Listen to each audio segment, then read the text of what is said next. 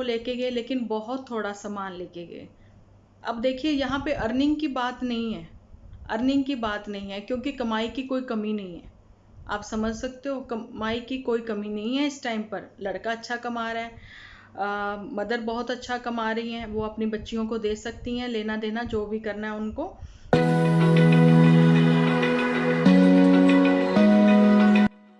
Hello जी, आज फिर kitchen में, क्योंकि आज मैं जो रेसिपी बनाने जा रही हूँ मैं ऑलरेडी वो पहले से शेयर कर चुकी हूँ आप लोगों के साथ। वो है ये कुंदरू आलू, वो है ये कुंदरू आलू, ये मैं बनाने जा रही हूँ। और यहाँ पर दाल जो है वो बन चुकी है, और दाल को तड़का लगेगा प्याज और टमाटर का। दाल जो है बना रही हूँ मैं मसूर की। पीछे रैंक खाली है ना, अच्छा चलो इधर दिखा देती हूँ। बर्तन का टोकरा आज एक ही था। तो दाल जो है मसूर की है, तो वो तो सबको ही बनानी आती है, तो मैं कभी इधर देखती हूँ कभी इधर देखती हूँ। मैं एक्चुअली भूल जाती हूँ कि मुझे तो कैमरा में देखना है, मैं अपना ही फेस देखकर आप लोगों से बातें करने लग जाती हूँ। तो मसूर की दाल है, एक विसल बजाई, झटपट बन गई। साथ में कुंदरू आलू की सब्जी, जो कि ऑलरेडी मेरे चैनल पर है, आप चेक कर सकते हो, अदरवाइज मैं डिस्क्रिप्शन में लिंक लगा दूंगी, ठीक है। और साथ साथ बातें करते हैं कि आज है तारीख 26। अब जो है मैं ना अपने चैनल पर तारीख भी बताया करूँगी, क्योंकि जब मैं किचन से या कैसे व्लॉगिंग करती हूँ ना, तो वो होता है एक दिन पहले का, लेकिन जब मैं आप लोगों के साथ रूबरू बात करती हूँ वो होती है सेम डे की, ठीक है। तो चलिए मैं जल्दी से डिनर बना लूँ, तो मिलती हूँ आपको थोड़ी देर बाद। आप वीडियो में जो दिखाते हो हम लोग वो ही देखते हैं। हम लोग, आपको कोई जज नहीं कर रहा, कोई भी जज नहीं कर रहा आपको, ठीक है ना। मैं ना मेरे व्यूअर्स ना आपके व्यूअर्स आपको जज नहीं कर रहे, लेकिन वो आपको बता रहे हैं कि आप जब एडिटिंग करते हो तो वो सीन आप जब जानबूझकर कट नहीं करते, तो इसका मतलब ये होता है कि कहीं ना कहीं आप ये दिखाना चाहते हो कि हम लोग सब ये तारीफ करें, ये कहें कि देखो बिग दीदी ने इन लोगों के लिए कितना कुछ किया और ये लोग एहसान फरामोश निकले। ऐसा आप कहीं ना कहीं दिखा रहे हो, और आज अपनी वीडियो में क्लियरली ही आपने बता दिया लास्ट में। तो बात आती है कि बिग दीदी जो है वो मैरिड है, उसको अलग से इनवाइट करना चाहिए था। बिल्कुल सही, अलग से इनवाइट करना चाहिए था, ठीक है। ये किसी, मतलब मैं भी एग्री करती हूँ, उसको अलग से इनवाइट करना चाहिए था। अब यहाँ पर बात करते हैं कि अब देखिए, इन्होंने छोटी छोटी चीज़ आप लोगों के साथ शेयर करी है। सब लोगों ने बोला कि अब देखिए दीदी इन्होंने अंगूठी क्यों नहीं दी। अब मैं बताती हूँ, 13वीं की जो रस्म होती है, ननिहाल की तरफ से छूछक लेकर जाई जाती है, ठीक है। उसमें ये जो दिखलावा कहते हैं, जैसे कि हम लोगों के छूछक कहते हैं, ठीक है। 13वीं की रस्म होती है, 13वां आया खुशियाँ लाया, ये होता है। तो उसमें 13वीं की रस्म में ये लोग ननिहाल की तरफ से पंजीरी लेके जाते हैं, और कपड़े पूरे परिवार के लेके जाए जाते हैं। माँ बच्चे को आप कुछ भी दे सकते हो, लेकिन बात करी जाती है कि देखिए दिखलावे की रस्म में वो लेके गए, लेकिन बहुत थोड़ा सामान लेके गए। अब देखिए यहाँ पे अर्निंग की बात नहीं है, अर्निंग की बात नहीं है, क्योंकि कमाई की कोई कमी नहीं है।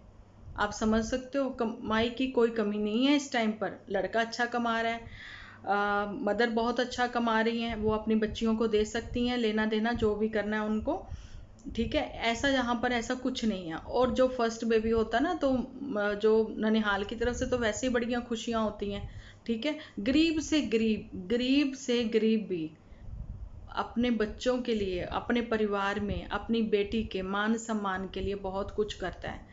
यहाँ तो इन लॉज ही बहुत कुछ अच्छे मिले हैं, बहुत कुछ अपने से ही देने वाले मिले हैं, है ना, ठीक है।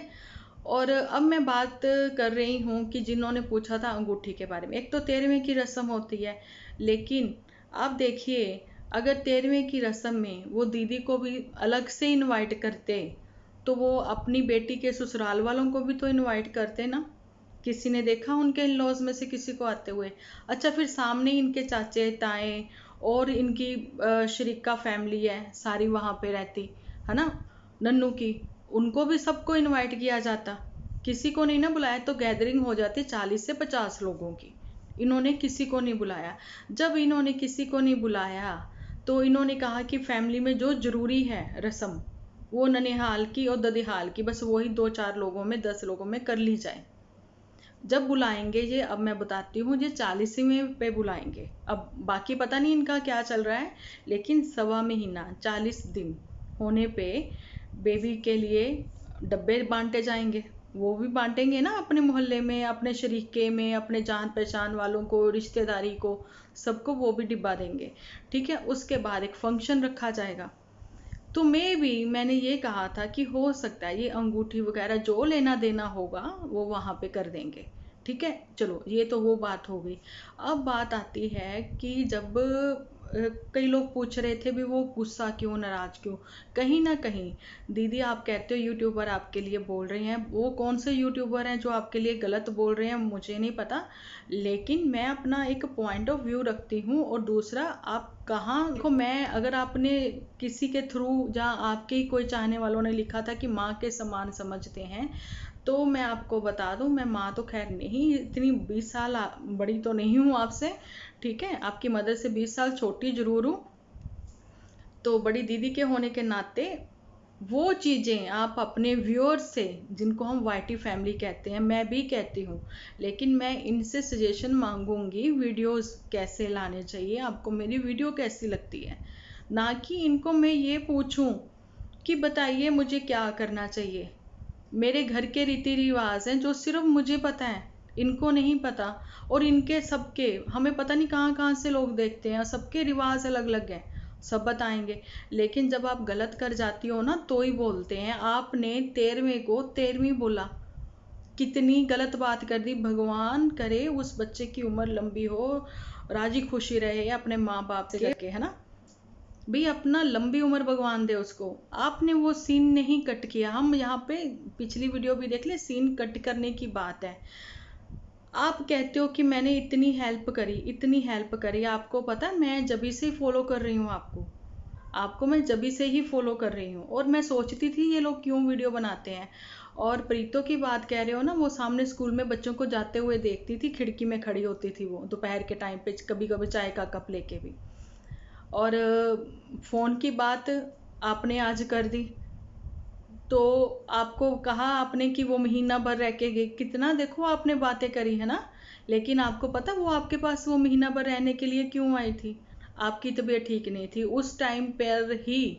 आपको कुछ लोगों ने गलत बोलना शुरू कर दिया था, उसकी वजह थी जब आपने अपने ही ऑन कैमरा अपनी ही बहन को ऐसे गसके वाला डांटा था।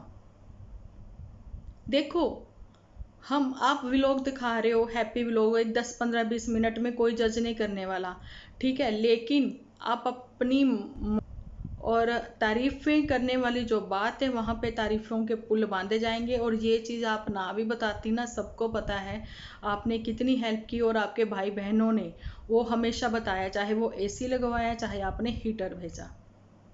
ठीक है, अब आप सबको कुछ तो बातें क्लियर हो गई कि उन्होंने 13वें की रस्म पर क्यों उनको नहीं इनवाइट किया था अलग से, है ना। क्योंकि उनको तो सबको इनवाइट करना है ना, किसी एक को इनवाइट करके बाकियों के मुंह नहीं ना बना सकते वो।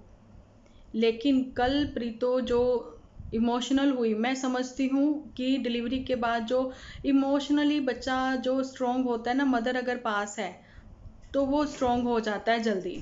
अब यहाँ पर बात ये आती है कि जब उसकी मॉम हॉस्पिटल में भी सिर्फ एक ही दिन मिलने गई या 2 दिन मिलने गई, लेकिन वो बच्ची वहाँ पर भी स्ट्रोंग थी। तो उस दिन जब मम्मी उनके वहाँ पे आई तो उसने कहा मम्मी आप रुकना चाहो तो रुक जाओ, जब भी वो हैप्पी थी, है ना। अब मैं बताती हूँ, जैसे उसका नन्ना मुन्ना बेबी, इवन हमारे भी बच्चे, कुछ भी तकलीफ हो, कुछ भी तकलीफ हो, वो ना इमोशनली मॉम के साथ बहुत जुड़े होते हैं। जैसे ही मॉम के पास आएंगे तो उनको लगेगा बस ये जो गोदी मिल गई ना, माँ का जो वो मिल गया आंचल भी, तो वो एक सहारा सा है बस। अब मतलब कोई टेंशन ही नहीं। वो इमोशनल इसलिए हुई थी प्रीतो कि मम्मी जा रही थी। हालांकि मम्मी को इंजेक्शन तो नन्नू जी भी लगवा सकते थे, है ना। बात यही थी कुछ, लेकिन उनको ऑफिस के काम थे। हर चीज़ को हम नेगेटिव वे में नहीं ले सकते। प्रीतो इमोशनली मॉम के साथ, हम चाहे वो प्रीतो है चाहे वो कोई और बॉय भी है, ठीक है ना, मॉम के साथ बच्चे जुड़े होते हैं, क्योंकि वो माँ की आंतड़ियाँ कहते हैं ना, हिंदी में आंतड़ियाँ, पंजाबी में आंद्रा, मारियाँ आंद्रा होंगी हैं, समझ रहे हो, ठीक है। तो इस चीज़ को हम नेगेटिव वे में नहीं लेंगे। हाँ, मुझे भी कहीं ना कहीं लगा था कि फैमिली के बाकी मेंबर जो है वो क्यों नहीं आए, तो वो इसी वजह से नहीं आए कि वो लोग गए हुए थे, उन्होंने वो क्लियर कर दिया। लेकिन दीदी आपको हम लोग बता रहे हैं कि आप ये जो सीन कभी मम्मा को एक्सपोज करा, कभी अब ये सब आप क्लियर करने जा रही हो, ये ऐसे है वैसे है, तो हम लोग उसी चीज़ों पर मैं अपनी बात करती हूँ और ज़्यादा कुछ नहीं, ठीक है।